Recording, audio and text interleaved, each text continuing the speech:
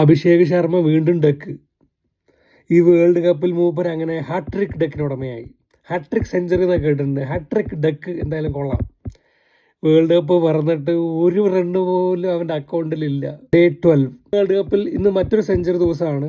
കഴിഞ്ഞ 3 ദിവസങ്ങളായിട്ട് 3 different players century അടിച്ചു. ശ്രീലങ്ക, കാനഡ, ഇന്നിതാ പാകിസ്ഥാൻ താരം ഫർഹാൻ ദ ഗ്രേറ്റ് ആക്ടർ. അതുപോട്ടെ, നമ്മുടെ ഗ്രൂപ്പ് സ്റ്റേജസ് ഓൾമോസ്റ്റ് ദ എൻഡിലേക്ക് വന്നുകൊണ്ടിരിക്കുകയാണ്.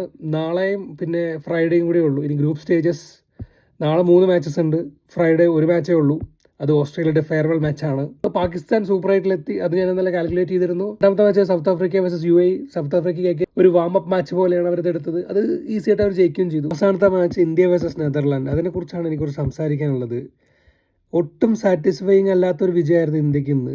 എങ്ങനെയോ ജയിച്ചു. ഈ ഒരു കളി കൊണ്ട് നമ്മൾ സൂപ്പർ എയ്റ്റിലെത്തി കഴിഞ്ഞാൽ ജയിക്കുമെന്ന് എനിക്ക് തോന്നുന്നില്ല. കാരണം ഈവൻ മോർ ടഫ് ടീംസാണ്. നല്ല അടിപൊളി ക്രിക്കറ്റാണ് അവർ കളിക്കുന്നത്. അവരുടെ ഇടയിൽ ഇപ്പോഴും ഈ സ്ട്രഗ്ലിങ്ങും പല പോരായ്മകളും ഉണ്ട്. എനിക്ക് ഫീൽ ആയത് അങ്ങനെയാണ്. ബാറ്റിങ്ങിൽ തന്നെയാണ് ഏറ്റവും കൂടുതൽ. ബോളിങ്ങിൽ എങ്ങനെയെങ്കിലൊക്കെ പിടിച്ചു വെക്കുന്നുണ്ടെന്ന് പറയാം. പക്ഷേ ബാറ്റിങ്ങിൽ ഓ മൈ ഗോഡ്, ഒരു ഓപ്പണിങ് കിട്ടുന്നില്ല. ഞാൻ വിചാരിച്ചു ഇന്ത്യ ആരെങ്കിലും സെഞ്ചുറി അടിക്കുന്ന പ്രതീക്ഷിച്ചേക്ക് ഈ ഒരു ഗ്രൂപ്പ് ലെവലിലൊക്കെ. ആരും അടിച്ചില്ല. That's okay. ഇഷാൻ കിഷൻ നല്ല രീതിയിൽ തന്നെ ബാറ്റ് ചെയ്യുന്നുണ്ട്. ഇടയ്ക്കൊക്കെ ഒരു ഫെയിലിയർ വരും. That's okay. പക്ഷേ അഭിഷേക് ശർമ്മ ടോട്ടലി എനിക്കറിയില്ല എന്താ പറ്റിയെന്ന്.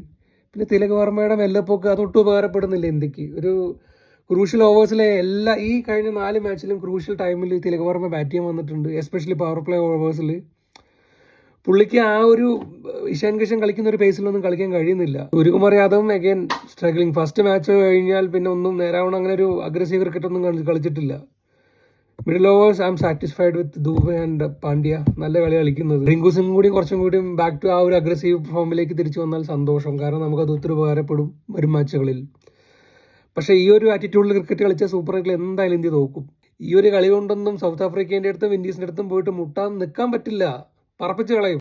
ഈ വരുന്ന സൂപ്പർ എയ്റ്റ് മാച്ചിൽ സഞ്ജു കളിക്കാൻ ചാൻസ് ഉണ്ടോ? എന്താണ് നിങ്ങളുടെ അഭിപ്രായം?